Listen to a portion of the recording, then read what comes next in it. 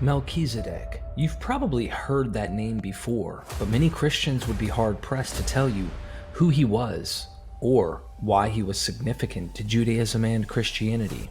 Since his name only appears twice in the Old Testament, how important could he be? Nevertheless, this marginal figure and the Hellenistic legends that developed about him ended up influencing Second Temple Judaism and early Christian theology in profound ways. The purpose and origins of the Melchizedek story in Genesis are also far from obvious. He appears out of nowhere as a Canaanite priest king devoted to the God of Israel at a time when the Canaanites were supposedly wicked idol worshippers, bestowing blessings on Abraham after a military campaign that portrays the peaceful patriarch as a powerful military commander. Thanks to recent biblical scholarship, we might finally have a solution to most of these puzzles. Stay tuned as we explore how the legend of Melchizedek grew from his surprising Old Testament origins into a major savior figure for the Dead Sea Scrolls cult and early Christians.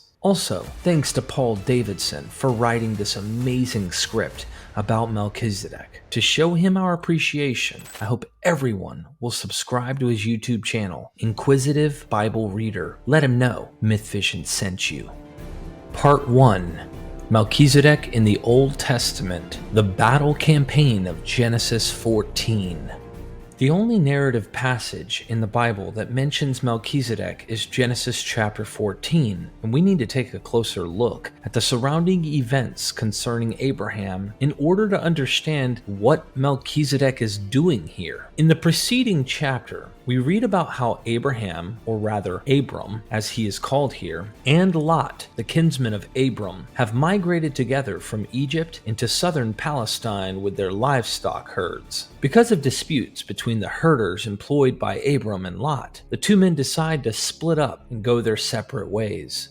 Lot chooses the fertile plain of the Jordan River near the city of Sodom, and Abraham settles in the hill country of Canaan. It is at this time that Yahweh makes the famous promise to Abraham that all the lands he can see will belong to his offspring, who will be like the dust of the earth in number. Abram then builds an altar to Yahweh at Hebron. The theme of Yahweh's promise to Abram continues in chapter 15, as Yahweh comes to Abram in a vision, promising him a son and declaring that his descendants will be like the stars in the sky in number. Sandwiched between these two chapters, however, is a story that is unlike anything else in Genesis. It tells of an invasion by 4 nations led by the king of distant Elam named Chedorlaomer. First, these invaders subdue the towns of southern Canaan. Then they defeat the kings of the Dead Sea Pentapolis, including Sodom. They pillage Sodom, kidnap Lot, and then depart. When Abram hears of this, he forms an army of trained warriors from his household. Abram and his army chase the 4 kings to the distant north, first to the city of Dan, then to a place called Hobah, north of Damascus,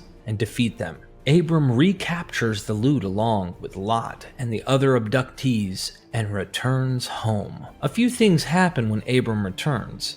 First, the king of Sodom comes out to meet him at a place called the King's Valley. In the next verse, verse 18, we are told that King Melchizedek of Salem brought out bread and wine. He was a priest of El Elyon. In verses 19 and 20, Melchizedek says to Abram, "Blessed be Abram by El Elyon, maker of heaven and earth, and blessed be El Elyon, who has delivered your enemies into your hand." Lastly, the text says, and he gave him 1/10 of everything. Grammatically, the subject, he, should refer to the speaker Melchizedek, who gives 1/10 of his wealth to Abram, even though all English Bibles translate it the opposite way. This becomes an important issue later on. Melchizedek's sudden appearance in these 3 verses is jarring, because no earlier verse has mentioned him, and the city of Salem, presumed to be Jerusalem, has no obvious connection to the story. This is another problem we'll come back to. The narrative then returns to the king of Sodom, who offers to let Abram keep the plunder he recovered, but Abram declines the offer.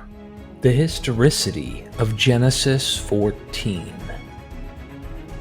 For a long time, Bible scholars assumed that Some memory of a genuine historical event lay behind this story. However, a century of archaeological research failed to produce any evidence for these 4 kings and their campaign in Palestine. There was simply no time in the 2nd millennium BCE when an international alliance led by Elam could have been historical reality. In fact, every aspect of this story creates problems when viewed through the lens of historicity. For one thing, while Elam and Shinar are well-known places, the lands of Goim and Elasar, where the other 2 kings came from, are difficult to identify. Similarly, the names of the 4 kings themselves are unknown in the historical record. The names of Canaanite kings, meanwhile, seem to have been intended as puns or message names. The king of Sodom, for example, is named Bera, which means in evil, and the king of Gomorrah, Bersha or Birsha, has a name that means in sin. Although these kings are the good guys in Genesis 14, their names remind the reader of that other Sodom and Gomorrah tale. The geography of Genesis 14 also poses difficulties. In particular, the reference to Dan is anachronistic, because according to the book of Judges, that city was named by the Danites, after their ancestor, Dan, a great-grandson of Abraham, who has not even been born yet in this story. It's also a problem that no city named Hobah existed anywhere in the region of Damascus. Additionally, there is the matter of Melchizedek himself. At one time, scholars speculated that Melchizedek might have belonged to a Zadokite line of priest kings who ruled Jerusalem before the Israelites conquered it. But our modern knowledge of Bronze Age Jerusalem, particularly in light of the Amarna tablets, rules this out. Lastly, the very idea that texts like Genesis would contain cultural memory about minor historical events that took place centuries or millennia earlier is problematic. Old Testament scholar Ronald Hindle points out that looking for historicity in passages like Genesis 14 is pointless. He writes, These historical questions relate to the time of individual events, the smallest scale of history. Cultural memory is liable to forget particular events within a few generations. When one looks beyond a few generations, cultural memory tends to forget or blur these small timescales, and relates instead to larger scales of historical time, particularly to the scale of social time. This timescale does not pertain to small punctuated events, but to the longer rhythms of society, religion, ethnicity, and economy. It has become clear to modern historians, Bible scholars, and archaeologists that the story of Genesis 14 does not refer to historical events. So, where did this story and its characters come from? And what does that mean for the historicity of Melchizedek? Genesis 14 as a late addition to the Abraham legend.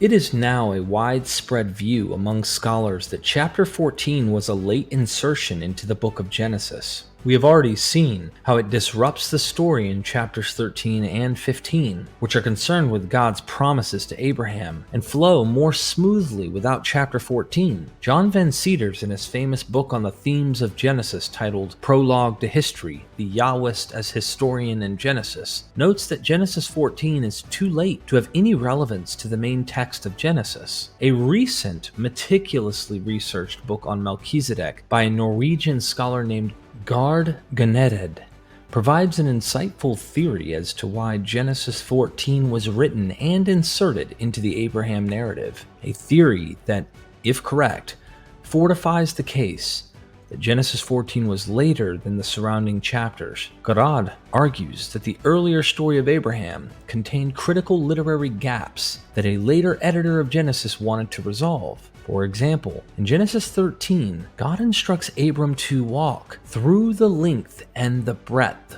of the promised land. But what does Abram actually do in response to this command? He simply pitches his tent at Hebron and builds an altar. Genesis 14 fills in this omission. Interestingly, it is the invaders who take the first steps as they traverse key locations throughout southern Canaan. Then Abram pursues them all the way to the far north, completing the journey through the land. In this way, Abram vanquishes and ousts the foreign nations to become the master of all the promised land. There seemed to be a deliberate allusion here to Deuteronomy 34 and the vision God gives to Moses of a promised land stretching from Zoar in the south to Dan in the north, the two cities that in later times defined the furthest reaches of Israel. The use of the name El Elyon, often translated as God Most High, is also interesting. The phrase is rare in the Bible and occurs mainly in later texts. It is also frequently used in Sirach, a Hellenistic book, and it was part of the title used by the Hasmonean priest. We're getting to the Melchizedek stuff, I promise. But establishing the late dating of Genesis 14 is a crucial first step for understanding how the Melchizedek legend developed. Just how late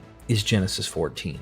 Gerard proposes that King Chedorlaomer is not simply a fictional person, but a stand-in for a real nation in the author's own day, namely Persia, the empire that ruled Israel after the exile. Persia's core territory included Elam and Susa. The old Elamite capital had become one of the capitals of Persia. Interestingly, Ezra 4 tells us that Elamites had been deported and settled in Samaria during the exile. Therefore, it is only during and after the exile that Jews would have been familiar with the Elamites and Elamite-sounding names. Chedorlaomer is indeed a plausible Elamite name, even though no actual king by that name is known to history. In terms of genre, Genesis 14 is vastly different from the rest of the Abraham narrative, but quite similar to the novelistic quasi-historical narratives that were common in Jewish literature of the Persian and Hellenistic periods. These stories, such as Daniel, Esther, and Judith, freely mix factual elements with fictional characters and events. Gerard has convincingly shown that Genesis 14 is the same type of story, and it interweaves other Old Testament passages in its construction. The four invading nations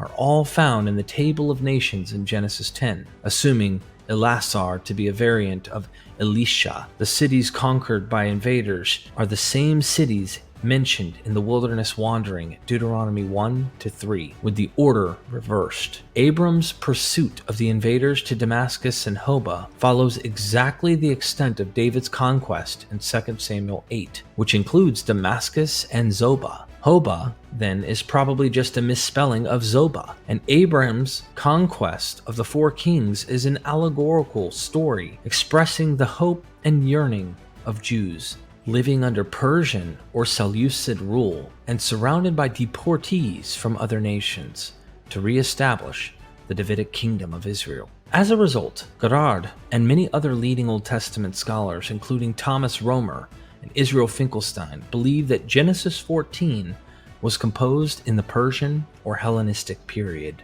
The Melchizedek episode.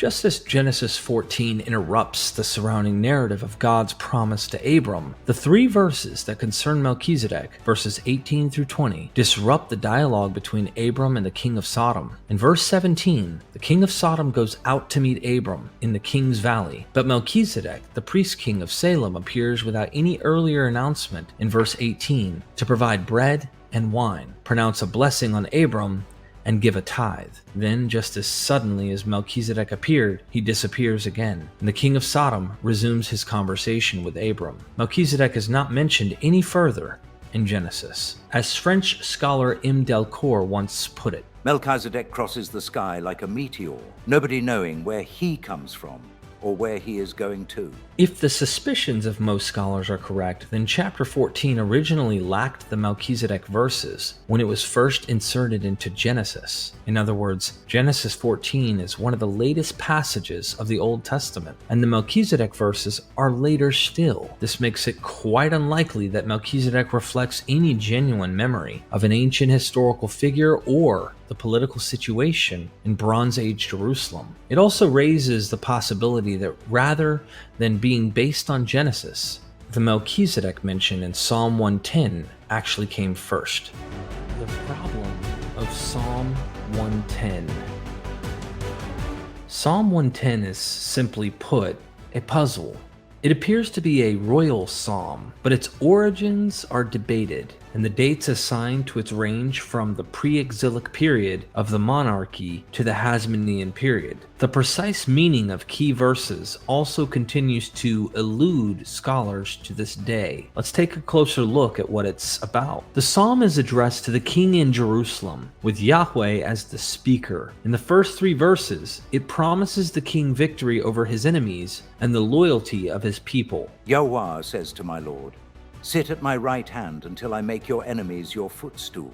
Yahweh sends out from Zion your mighty scepter. Rule in the midst of your foes. Your people will offer themselves willingly on the day you lead your forces in holy splendor. From the womb of the morning, the dew of your youth will come to you. In verse 4, Yahweh swears an oath and makes a statement to the king that is the crux of the problem. The typical translation, such as that given by the NRSV, is this: You are a priest forever according to the order of Melchizedek.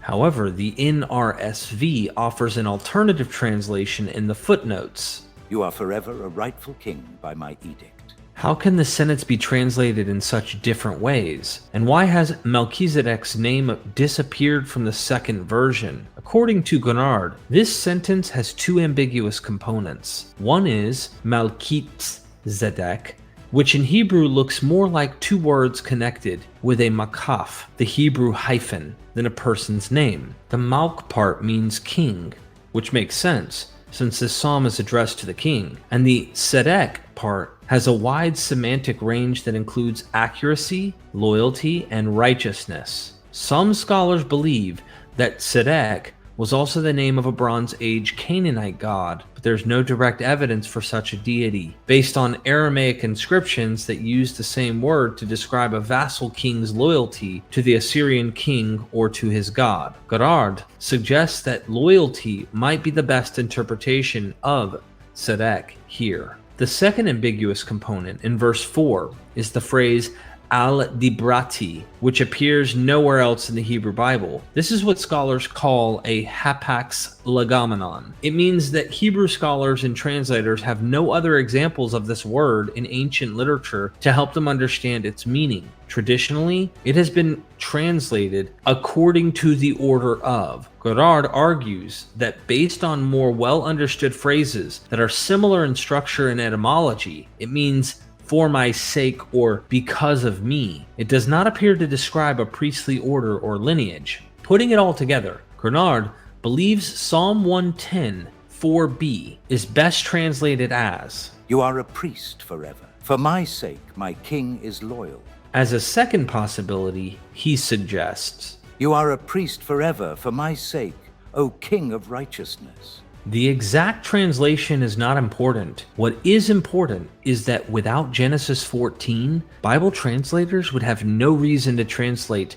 Melchisedec in Psalm 110 as a person's name. This psalm is not about a Canaanite king named Melchizedek. It is a declaration by Yahweh that the king of Jerusalem is his loyal and righteous priest. Is this interpretation 100% assured? Perhaps not, but it is easier to justify on linguistic grounds than the traditional interpretation, which is heavily reliant on the Septuagint and on the assumed existence of Melchizedek in Genesis 14. Furthermore, this new interpretation fits very well with the likelihood that Melchizedek was not introduced into the Abraham story until a very late date, and without the otherwise improbable fact that no other passage in the Old Testament ever mentions this so-called Melchizedek. The author of Psalm 110 was not writing about Melchizedek because he had never heard of him. Historicizing Psalm 110. When the various Hebrew psalms were compiled in the Hellenistic period, it became common practice to associate them with the biblical characters and stories. We see, for example, how many of them, including Psalm 110, are attributed to David, even though they originally had nothing to do with him. Sometimes details from the Psalms and other poetic texts could also be imported back into biblical narratives as a form of intertextuality.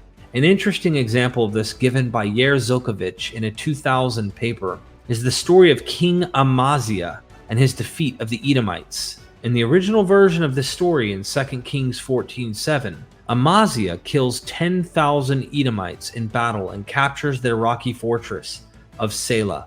The later version And 2 Chronicles 25:11 through 12, however, adds the detail that 10,000 Edomites were captured alive at Selah and thrown down onto the rocks, dashing them to pieces. This gruesome addition seems to be influenced by Psalm 137, which condemns the Edomites and Babylonians, saying, "Happy shall they be who take your little ones and dash them against the rock." Another example comes from a fascinating study by Mark Z. Brettler of Psalm 105 and its recounting of the Egyptian plagues. Through careful analyses of the psalm's structure and vocabulary, Brettler shows the psalmist was working not from Exodus itself, but from separate J and P sources of the plagues, and he added the darkness episode to precede them. Sometime later, the editor of the book of Exodus reused and embellished the darkness plague, but changed its placement in the plague sequence. The same kind of intertextual influence may have been responsible for the Melchizedek verses in Genesis. Grenard argues that Psalm 110 was reinterpreted in the Hellenistic era as a historical poem about Abraham and his battle with the foreign kings, because the ascription of David had been added. Interpreters assumed that the speaking voice of the psalm was David, and who else could the great King David describe as his Lord but Abraham, the father of all Israel? We see similar logic at work in Mark 12:37, where Jesus argues on the basis of Psalm 110 that the Christ cannot be a son of David because David would not call his own son Lord. Although our lack of Jewish scriptural commentaries from the Hellenistic period makes Grenard's theory impossible to prove, the association of Psalm 110 with Abraham is evident in rabbinic literature, and there is reason to think that Psalm 110 was read together with Genesis 14 in synagogues. Melchizedek, the gap filler. Jews who interpreted Psalm 110 as a historical poem about Abraham would have discovered that it contained 4 surplus details about Abraham that were not originally explained in Genesis 14. Grenard believes that Melchizedek character was invented on the basis of Psalm 110 verse 4 and added to Genesis 14 to fill in those gaps. The first surplus detail was the insistence that Yahweh was actively involved in Abraham's battles. The battle campaign described in Genesis 14 takes place without any divine intervention. The Melchizedek verses fill that gap by declaring it was El Elyon who delivered Abram's enemies into his hand. Remember that in Hellenistic times, El Elyon was a widely used title for the God of Israel. The second detail is that in Psalm 110, Yahweh comes from Zion to provide aid for Abraham. Genesis 14 did not mention Zion. However, the Bible's only other mention of Salem, Psalm 76 verse 2, uses it as a synonym for Zion. And so Melchizedek bringing aid to Abraham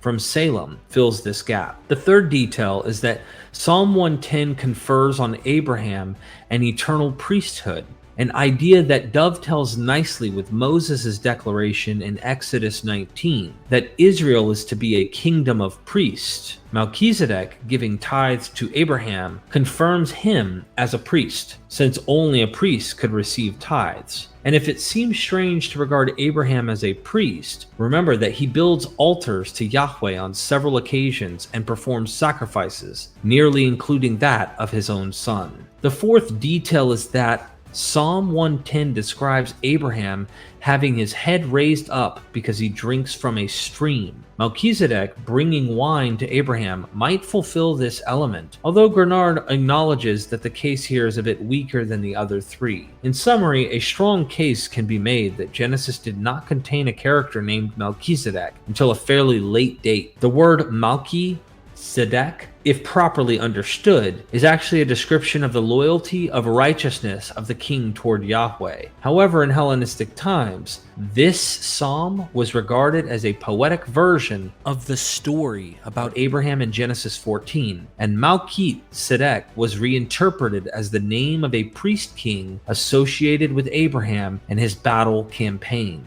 Once the existence of this enigmatic priest king became firmly established in Genesis 14 and in Psalm 110, particularly the Greek translation of Psalm 110, which explicitly treats Melchizedek as a name, there was an explosion of interest in Jewish religious circles about this mysterious character's identity and importance. Part 2.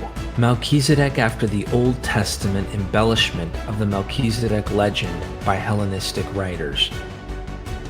Melchizedek is mentioned frequently by Jewish writers during the late Second Temple period, starting in the 2nd century BC. The Genesis Apocryphon, an Aramaic retelling of Genesis, embellishes the story of Genesis 14 to smooth over the abruptness of Melchizedek's appearance, and it specifies that Melchizedek, rather than Abram, was the recipient of the tithes. Josephus and Pseudo-Eupolemus also recount and expand the story of Abram and Melchizedek. In Book 6 of his Jewish Wars, Josephus goes so far as to state that Melchizedek was the first priest of God and the original founder of the Jewish temple rather than Solomon. Like the Genesis Apocryphon, Josephus also clarifies that it was Abraham who paid the tithe. Pseudo-Eupolemus, on the other hand, says it was Melchizedek who paid the tithe to Abraham. The Jewish historian and philosopher Philo of Alexandria describes Melchizedek in a truly remarkable way. In his book Allegory of the Laws, Philo says that Melchizedek was created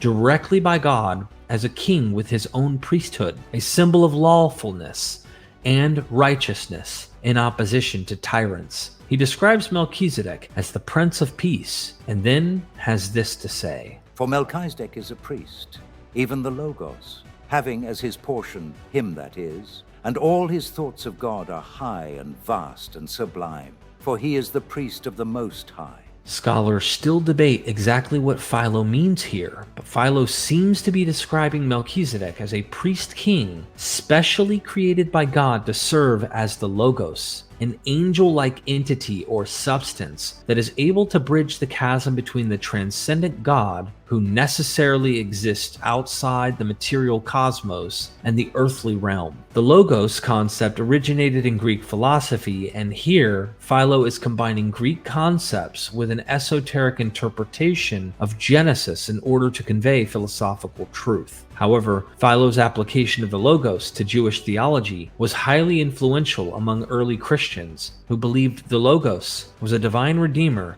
sent by God to save humankind. Second Enoch, and the need for a priestly deliverer. Another stage in the development of the Melchizedek legend is found in the book of 2 Enoch, which is generally now dated to the early 1st century. Building on the pre-flood mythology of 1 Enoch, 2 Enoch describes the miraculous conception and birth of Melchizedek to Sothonim, the sister-in-law of Noah. Even though Sothonim is barren and has not slept with her husband, this miraculous birth has important parallels with the birth of Noah in the earlier texts of 1 Enoch and the Genesis Apocryphon. Furthermore, Melchizedek emerges from his mother's body as a full-grown adult with the badge of priesthood on his chest. This mark is probably the divine name Yahweh, which Israelite priests wore on their turbans, but in this case, it signifies Melchizedek's innate priestly nature. To keep Melchizedek safe from the lawlessness of the pre-flood world, God commands the archangel Michael to take Melchizedek to the Garden of Eden in heaven so that he can become God's high priest after the flood. God also appears in a dream at night to Melchizedek's father and gives him this promise: Melchizedek will be the priest to all holy priests, and I will establish him so that he will be the head of the priests of the future. An important theme of 2 Enoch is the idea that a suprahuman mediator figure, to quote Lutheran theologian Charles A. Geischen, rather than the Jewish law, is needed in order to provide true deliverance from sin. Although the origins of 2 Enoch are obscure, Geischen thinks it was written by a group that believed the Levitical priesthood in Jerusalem to be impure. This community, whoever they were, yearned for a divine mediator who could provide deliverance from the sin that had corrupted Israel and the world. As the original priest of God, Miraculously ordained at the very beginning of history, and then preserved in heaven for a time of destruction and judgment, Melchizedek seems to be an archetype for that deliverer. Geistgen summarizes the Melchizedek-related portion of 2 Enoch as follows. The generative idea of Sud Enoch 69 through 73 is the need for a priestly mediator to provide deliverance from the grip of evil and offer atonement for sins. These chapters catalogua the divine origin and birth of a suprahuman priest who will deal with evil and make atonement for sin. A very degenerative view of the Levitical priesthood is presented here. This indicates that it was probably still functioning at the time when this document was written. The Gospel of Melchizedek. The most important Dead Sea Scroll concerning Melchizedek is a remarkable text called 11Q Melchizedek, which probably dates to the 1st century BC, although some scholars push it back to the 2nd century. The Judean community that produced this scroll apparently believed Melchizedek himself to be the one who, in Psalm 110, sits at God's right hand, has dominion over his enemies, and brings judgment. Accordingly, they looked for other Jewish texts that described such a figure. One in particular they discovered was Psalm 82. According to 11Q Melchizedek, Melchizedek is the Elohim, or God, who sits in judgment and exercises God's authority in Psalm 82. 11Q Melchizedek combines this psalm with Pesher-style interpretation of Torah passages about the Day of Atonement and the Year of Jubilee to reinvent Melchizedek as a savior who in the last days will fight and destroy the armies of the devil Belial, judge humanity, set the captives free, provide atonement for the people of Zion, and usher in a new age of peace. Christological roles that should be familiar to any Christian. 11Q Melchizedek also connects Melchizedek to the gospel, or good news that is proclaimed in Isaiah 52:7. Thus, Melchizedek is Isaiah's messenger who announces peace and salvation, and the phrase Malach Elhayak or Elahayek, forgive me for mispronouncing this word, but it means your God is king, is understood as a pun or allusion to Melchizedek's name. Furthermore, 11Q Melchizedek identifies Melchizedek as the anointed priest in the end-time prophecy of Daniel 9:25. This is the day of peace, which he spoke of through Isaiah the prophet, who said, "How beautiful upon the mountains are the feet of the messenger who announces peace, the messenger of good who announces salvation, saying to Zion, your God is king." And the messenger is the anointed of the Spirit, the one about whom Daniel said, "Until an anointed one, a prince, it shall be 7 weeks." There are a handful of other fragmentary Dead Sea Scrolls that Melchizedek appears in, if scholars' reconstructions of those scrolls are correct. In one called The Visions of Amram, he is equated with Michael, the Prince of Light, and angelic counterpart to Belial, the Prince of Darkness. In Songs of the Sabbath Sacrifice, he is again portrayed as an angelic priest who serves in the heavenly sanctuary. Melchizedek in the Epistle to the Hebrews. The Epistle to the Hebrews is an oddity among the books of the New Testament. While Pauline theology and the Gospels interpret the death of Christ through the metaphor of the Passover lamb, Hebrews approaches it as a Yom Kippur, or Day of Atonement, sacrifice, which serves a very different purpose in Judaism. Hebrews also seems to have no room for a physical resurrection of Christ in its theology. Instead, Christ's ascension to heaven, where he presents his own blood as an atonement sacrifice, is the direct and immediate consequence of his crucifixion. To explain how Christ could be the heavenly high priest, despite being from the seed of Judah and not a Levite, Hebrews invokes the high priest mythology of Melchizedek. Christ may not be a Levite, but to the author of Hebrews, Christ is a divinely created Son of God, and his eligibility for priesthood is affirmed by comparing him to Melchizedek, who according to Hebrews 7:3 is also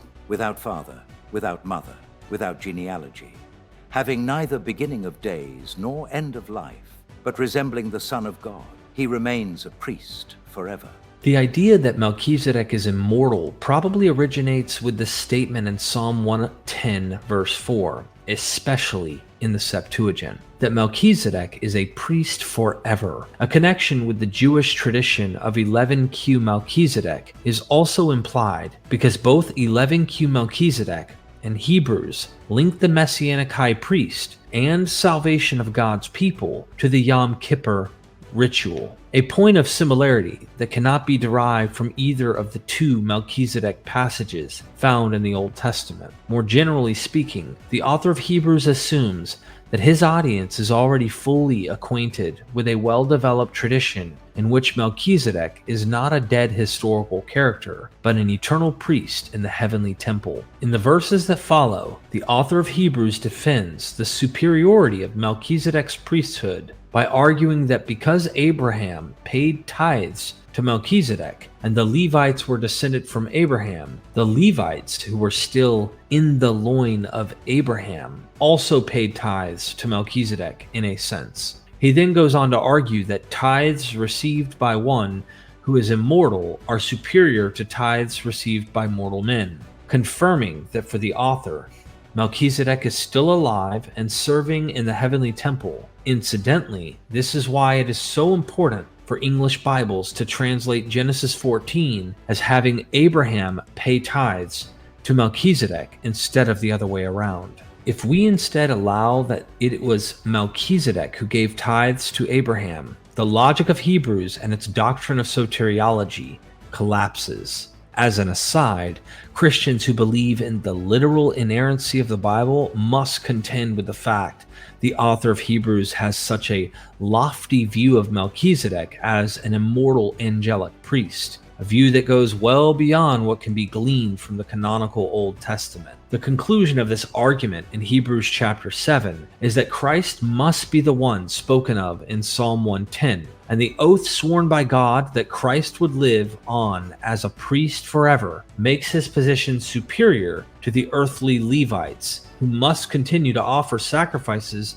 day after day. Over the years, scholars have often noted the affinity between Hebrews and the Dead Sea Scrolls, and a few have speculated that Hebrews might have been written for an audience of Essenes who had converted to Christianity. One New Testament scholar, the late John O'Neill of Edinburgh University, even goes so far as to suggest that Hebrews was originally written about the teacher of righteousness, the martyred leader of the Jewish sect at Qumran, and only later revised as a Christian epistle. His proposal is based not only on the theology of Hebrews, but also on the fact that every appearance of the name Jesus, aside from the epistolary appendix at the end, is either missing from certain manuscripts or can be challenged on grammatical grounds as a secondary gloss. O'Neill's view has not been widely accepted and is probably not even known to most scholars today, but the fact that such a position is possible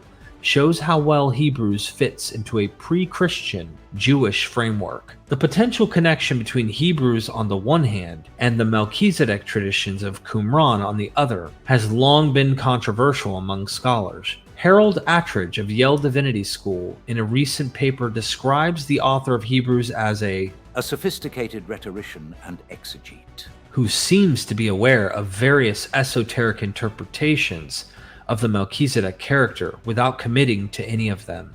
Norwegian scholar Anders Askim, on the other hand, argues in a 1999 paper that the tradition found in Hebrews is very much the same as the one found in 11Q Melchizedek, wherever the author may have learned it. Benjamin Ribbons, in a recent book on Hebrews, also points out the sharp criticism in Hebrews towards the Levitical priesthood and the inefficacy of Levitical sacrifices, a viewpoint that is shared by 11Q Melchizedek in particular. No matter how the puzzle of the book of Hebrews and its origins gets resolved, our exploration of the Melchizedek legend through the ages demonstrates that belief in a heavenly high priest who was once a human on earth, who was elevated to God's right hand in heaven, and who will bring judgment, atonement, and salvation at the eschaton was present in Jewish communities well before the earliest Christian writers began applying these beliefs to Jesus. Please subscribe to Paul Davidson's YouTube channel, Inquisitive Bible Reader. Like this video, leave your thoughts in the comment section, and join our Patreon and YouTube membership programs as well. And never forget, we are MythVision.